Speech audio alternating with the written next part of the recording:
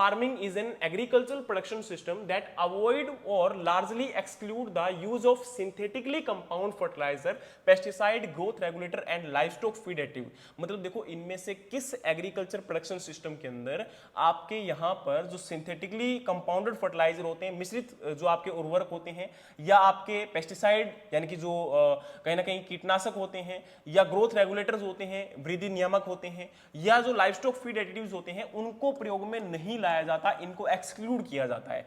तो इसके बिहाफ पर आंसर क्या होगा? पहला है कमर्शियल, दूसरा है नेचुरल, तीसरा है ऑर्गेनिक, चौथा आपका है सस्टेनेबल।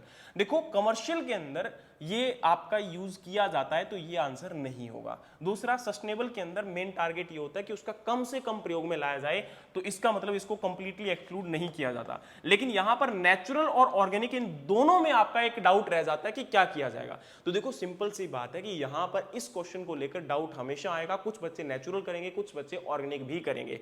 तो मैं आपको एक बात बता देना चाहता हूं कि जब हमारे synthetic compound fertiliser, pesticide, growth regulator या आपके लाइवस्टॉक फीड एडिटिव्स को हमने क्या किया है, बाहर किया है, तो वो बात ठीक है और दोनों में ही आपका बाहर किया जाता है, ये भी ध्यान रखना। लेकिन इसमें जो प्राकृतिक खेती होती है वो तब संचालित मानी जाती है, तब इसको बढ़िया माना जाता है जब इसमें हम लोग ना तो टीलेज करते हैं, ना ही हम इसके अंदर किसी प्रकार के केमिकल का प्रयोग में लेके आते हैं, और जिसमें एज इट इज आपका प्रोडक्शन होता है वैसा ही हमें अलाउ किया जाता है। इसके अंदर किसी प्रकार का इंटरफेयर नहीं अलाउ किया जाता, जैसे नेचर हमें देती है वैसा ही हम उसके अंदर प्रोडक्शन करते हैं। तो आपका ऑर्गेनिक फार्मिंग इसमें मोस्ट सुटेबल आंसर होगा, क्योंकि इसके अंदर हम लोग बायो फर्टिलाइजर वगैरह को यूज कर सकते हैं और इसके अंदर कहीं ना कहीं उनके ऊपर किसी प्रकार की कोई रिस्ट्रिक्शन नहीं लगाई गई है। यानी कि जब हम ये कहेंगे कि बाहर से कोई भी आपका इनपुट हम लोग यूज ना करते हुए आपके फील्ड में अवेलेबल रिसोर्सेज को प्रयोग में लाते हुए, बिना किसी टीलेज, बिना किसी आपके केमिकल, बिना हर्बिसाइड, बिना वहां पर मैनुअल टीलेज, इनको यानी कि आपके खरपतवारों को भी आपका रिमूव नहीं किया जाता,